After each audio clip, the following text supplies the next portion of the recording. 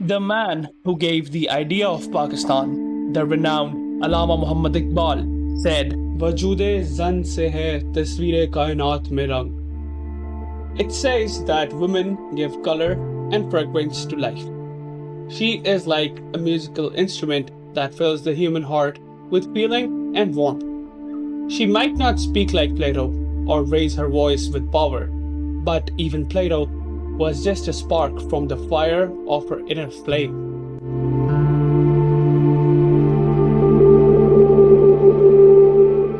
Man has ruled the world since the beginning of time. He has dominated every field of life and achieved all that he desired.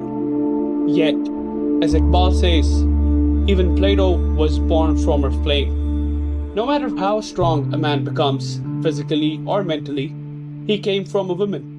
But today, it seems that he has forgotten that origin.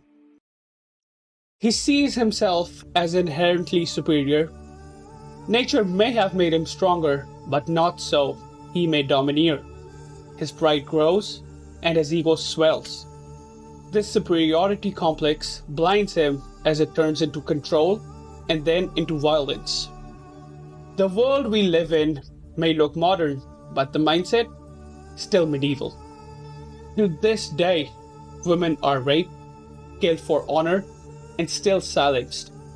And almost always, the killer is a man, the one born to protect. Talking about such brutalities, a victim that we recently had to mourn over. Sana Yousaf, a 17-year-old voice of hope who dreamt of being a doctor, killed inside her own home just for having a will of her own.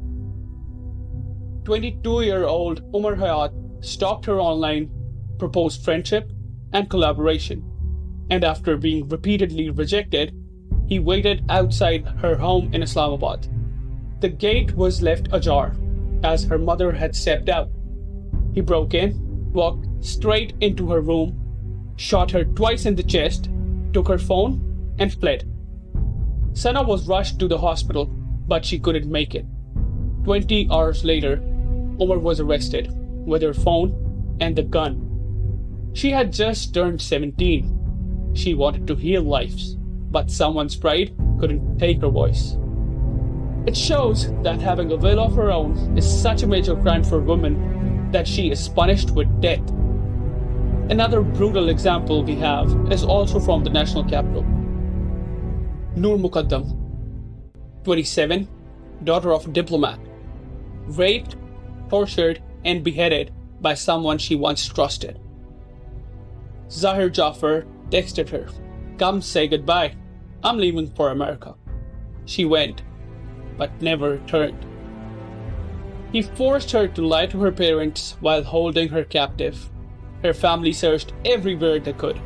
She even jumped from a window trying to escape. The guards closed the gates as she screamed for help. He dragged her back, called his father, told him he would kill her because she is not agreeing to marry him. His father called a therapy center instead of the police. Zahir stabbed her, beheaded her, even fired at the therapy center worker who intervened. Police arrived too late. Noor's father was called to identify her body.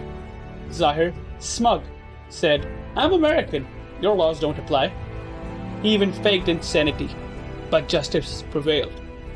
Death for murder, life for rape, 10 years for abduction. This was about the men with swollen egos who could not take no for an answer. But there are also predators around us, preying on victims who don't even have any idea about what is happening to them, who are not even given the chance to say no.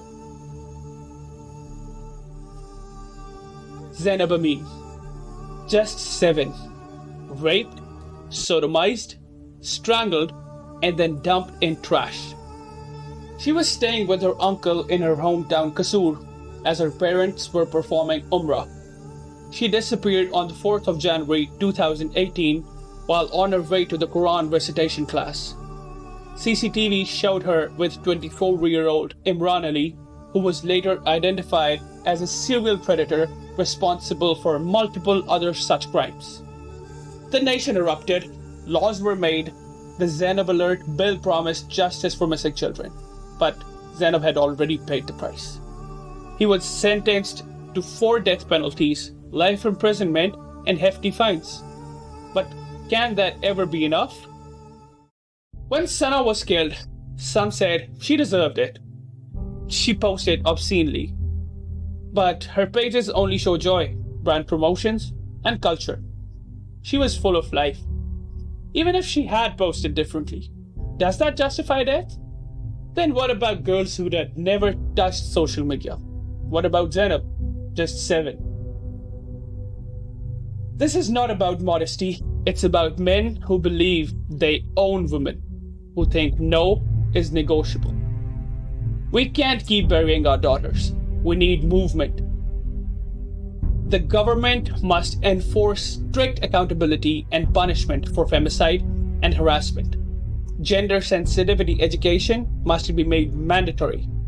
Shelters, helplines, and protection services should be provided for women, and the police should be trained to take violence seriously.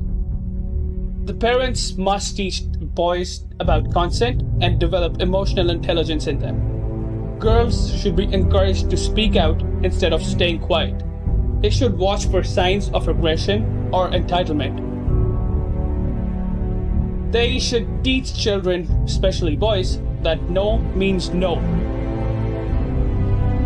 We said never again after Kandil, after Noor, after Zainab, now after Sana. How many more? From son to tyrant, from womb to weapon. It ends when we end it.